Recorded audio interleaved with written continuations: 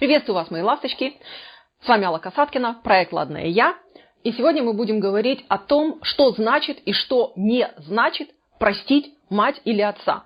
Потому что когда начинаются разговоры о том, что я имею обиды на родителей, часто очень в ответ, и первое, что причинятели добра вам отвечают, нужно простить родителей и жить дальше, потому что это грех, обижаться на родителей. Но давайте разберемся, а что же значит вот это простить родителей?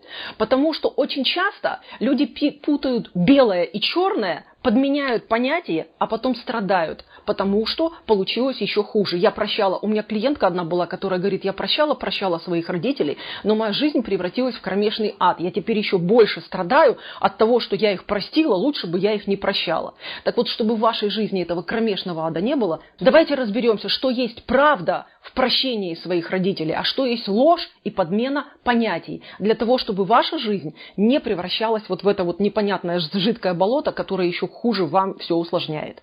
С вами Алла Касаткина, проект «Ладная я». Вот ссылка на сайт. Там есть очень много полезной информации. Здесь в описании этого видео есть курс «Секреты счастливых женщин». Он для вас бесплатный. Переходите по ссылке и получаете его к себе на почту. Ну и красная кнопочка под видео, если она красная, жмем и присоединяемся к нашему каналу. А мы с вами будем разбираться, простить родителей. Что же это на самом деле значит? Очень часто есть заблуждение, что простить – это значит продолжать выслушивать, мириться, терпеть со всем тем, что вам не нравится и что делают ваши родители.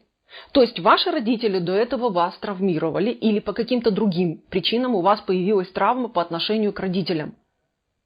И сейчас в вашем представлении существует убеждение, что если вы простили, вы должны просто с этим смириться раз и навсегда и терпеть это дальше. Мои дорогие, простить родителей – это не значит принести себя в жертву их деструктивному поведению по отношению к вам.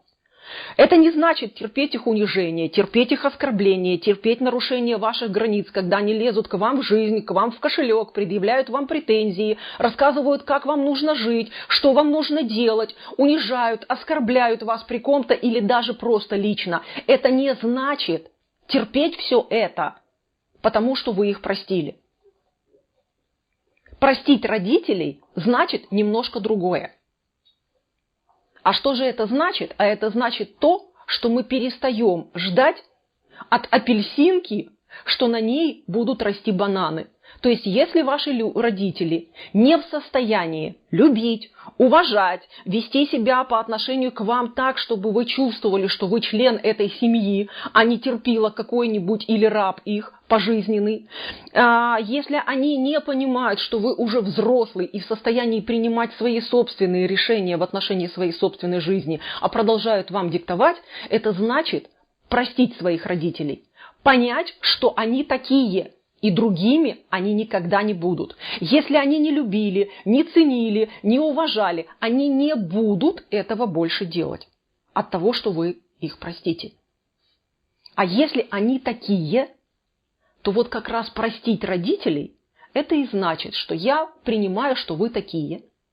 Я строю свою жизнь по-взрослому, как самостоятельный человек, и делаю в своей жизни то, что я считаю нужным. Я отвечаю за свои поступки. Не пошла, облажалась и прибежала, вы меня спасайте. А если я облажалась, я из этого сама выпутываюсь и сама решаю свои проблемы, а вы, пожалуйста, свои проблемы решайте сами. Да, если вам нужно помочь, и я готова вот в таком объеме вам помогать, я вам помогаю. Вот это значит простить своих родителей. Не иначе. Потому что когда вы их прощаете и принимаете, что ну вот такие они, да, вот у таких людей я родилась. Других в магазине не выдадут, не пойдешь, не поменяешь. Претензий некому предъявлять. Так получилось. И я теперь самостоятельная, независимая от этих людей женщина. Значит, я в своей жизни могу поступать в отношении себя так, как я считаю нужным, а они поступают так, как они считают нужным. Но взаимодействовать с ними я готова на тех условиях, которые устраивают меня.